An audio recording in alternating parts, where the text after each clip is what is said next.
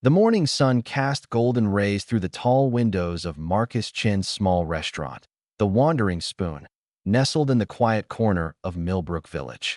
Steam rose from pots of simmering broth as Marcus moved with practiced precision, his knife dancing across the cutting board in rhythmic motions. For 15 years, he had run this modest establishment, serving honest food to honest folk, asking nothing more from life than the satisfaction of a well-cooked meal and the smiles of his patrons. The bell above the door chimed, and Marcus glanced up from his prep work. A young woman stood in the doorway, her silhouette backlit by the morning sun. As she stepped inside, Marcus found himself momentarily speechless. She was striking, not in the conventional sense, but in a way that made one look twice.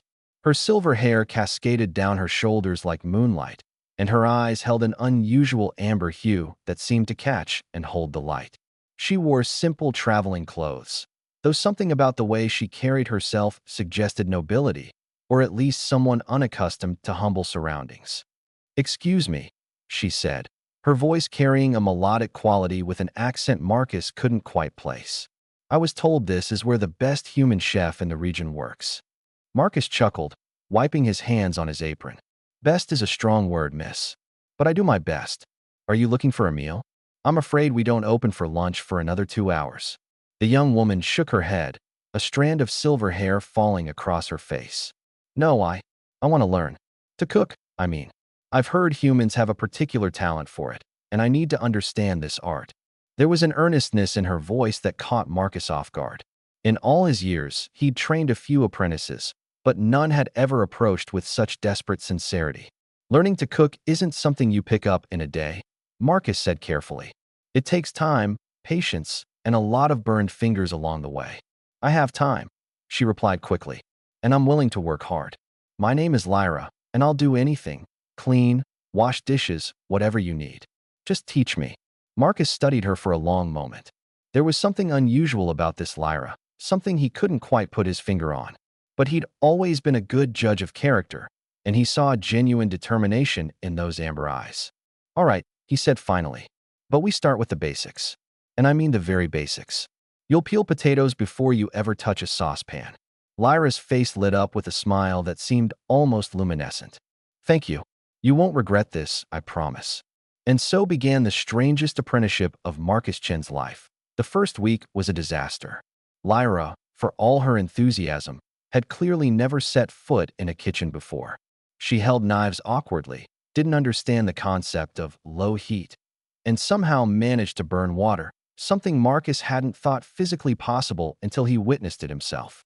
She was too strong, crushing tomatoes in her grip, and too impatient, constantly checking pots and pans and disturbing delicate processes, but she never gave up.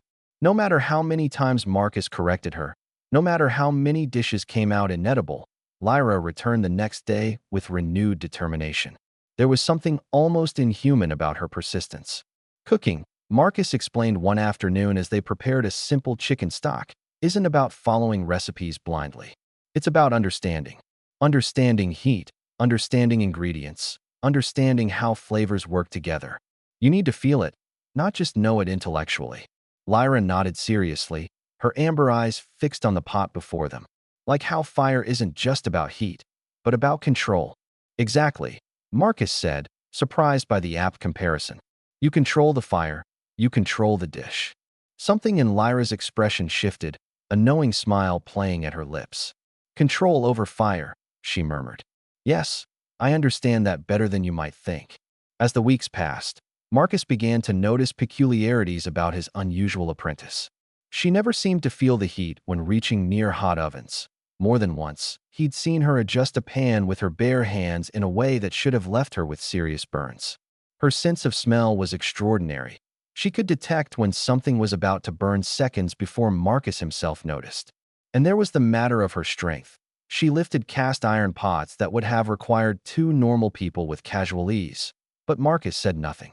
Everyone had their secrets, and Lyra was proving to be an exceptional student once she got past the initial learning curve.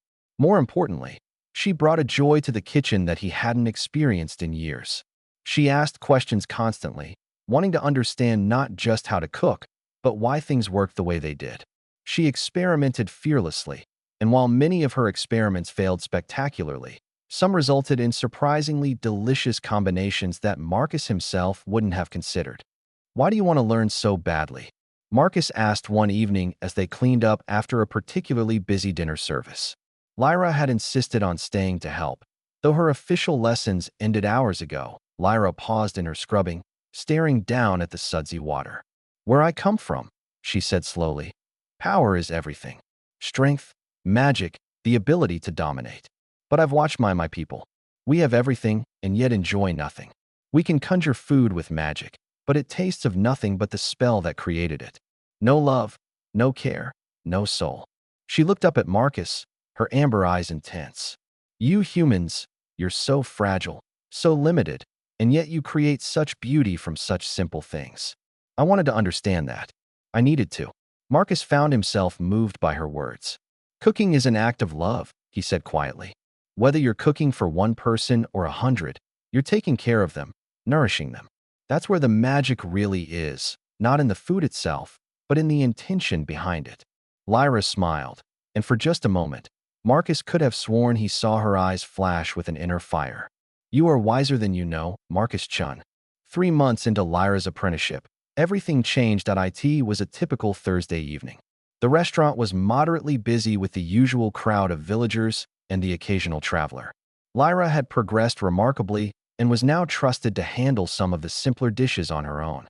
Marcus was just plating a perfectly seared salmon when the door burst open with such force that it nearly came off its hinges. The man, if he could be called that, stood in the doorway. He was massive, easily 7 feet tall, with broad shoulders and a presence that seemed to fill the entire room. He wore armor that looked like it was forged from obsidian and fire, and his eyes were the same unusual amber as Lyra's, but burning with barely contained fury. "Lyra," the man's voice boomed, causing dishes to rattle on tables. "I have searched for 3 months. Do you have any idea what chaos your disappearance has caused?" The restaurant went silent. Every patron froze, and Marcus instinctively stepped forward, placing himself between Lyra and this threatening figure. "Sir, I don't know who you are, but you need to calm down," Marcus said, his voice steady despite the fear coursing through him. "This is a place of food and peace." The man's gaze fixed on Marcus, and for a terrifying moment, Marcus thought he might be incinerated on the spot. But then Lyra stepped forward, placing a hand on Marcus's shoulder. "Father, please," she said, her voice carrying an authority Marcus had never heard from her before. "You're frightening everyone." "Father?" The pieces suddenly clicked into place in Marcus's mind, but the picture they formed was impossible. Yet as he looked between Lyra and this imposing figure, he couldn't deny the resemblance. The same eyes, the same regal bearing that Lyra had tried to hide beneath a humble exterior. Frightening them? The man, Lyra's father, seemed to notice the other patrons for the first time. With visible effort, he reduced his imposing presence, though he still dominated the room. "Daughter, you have been gone for 3 months. 3 months. I have had half the Draconic Realm searching for you. Your mother is beside herself with worry." Draconic Realm. The words hung in the air like an impossible dream. "You're—" Marcus started, looking at Lyra with new eyes. "You're a dragon?" Lyra had the grace to look embarrassed. "I may have left out some details about my background." "Some details?" Marcus felt hysterical laughter bubbling up. "You're dragon royalty, apparently, and you've been peeling potatoes in my kitchen for 3 months. "I had a good reason," Lyra protested. "Father, this is Marcus Chun. He's the finest human chef I could find, and he's taught me so much about—" "About what?" her father interrupted, his voice a mix of disbelief and confusion. "About cooking. You abandoned your duties, worried your family half to death, all to learn to cook." "Yes." Lyra's voice rang with conviction. "Because it matters. Father, when was the last time you actually tasted your food? Really tasted it? When was the last time you ate something made with care and love instead of conjured from thin air? We dragons have forgotten what it means to create, to nurture. We only know how to take and dominate." Her father opened his mouth, then closed it again. He looked at Marcus, then back at his daughter, clearly struggling with conflicting emotions. "She's an excellent student," Marcus heard himself say. All eyes turned to him. Your daughter has worked harder than any apprentice I've ever trained. She's talented, creative, and has a genuine passion for the craft. You should be proud of her." The Dragon Lord, because what else could he be, stared at Marcus for a long moment. Then, unexpectedly, he laughed. It was a deep, rumbling sound that shook the floorboards. "A human chef lectures me on my own daughter," he said, shaking his head. "The realm has indeed changed since my youth." He turned to Lyra. "Show me." "What?" Lyra blinked in surprise. "Show me what you've learned. Cook something for me. Let me understand why my daughter chose this over her responsibilities." Lyra looked at Marcus, who nodded encouragingly. "You've got this," he said quietly. What followed was perhaps the most surreal hour of Marcus's life. His tiny restaurant kitchen, designed for a human chef and maybe one assistant, now hosted a dragon princess and was under the scrutiny of what was apparently a lord of an entire magical realm. The patrons, too stunned or curious to leave, watched in amazed silence as Lyra cooked. She chose to make something simple, a peasant's dish that Marcus had taught her in her first month. A simple vegetable soup with handmade noodles, flavored with herbs from the garden and a rich broth that had been simmering since morning. Nothing fancy, nothing that would impress with exotic ingredients or complex techniques. Just honest, heartfelt food. Marcus watched as she worked, noting how much she'd grown. Her knife work was clean and confident now. She tasted as she went, adjusting seasonings with the intuition of a true cook. She moved with purpose but without haste, giving each element the time it needed. And most importantly, he could see the care she put into every step. When she finally placed a steaming bowl before her father, the entire restaurant held its breath. The Dragon Lord looked down at the simple soup, then up at his daughter. Slowly, he picked up the spoon and tasted it. Silence stretched for what felt like an eternity. Then, to everyone's surprise, the fearsome Dragon Lord's eyes glistened with unshed tears. "I remember," he said softly. "Before magic, before power, before the realm, my mother used to make something like this. I had forgotten. I had forgotten so much."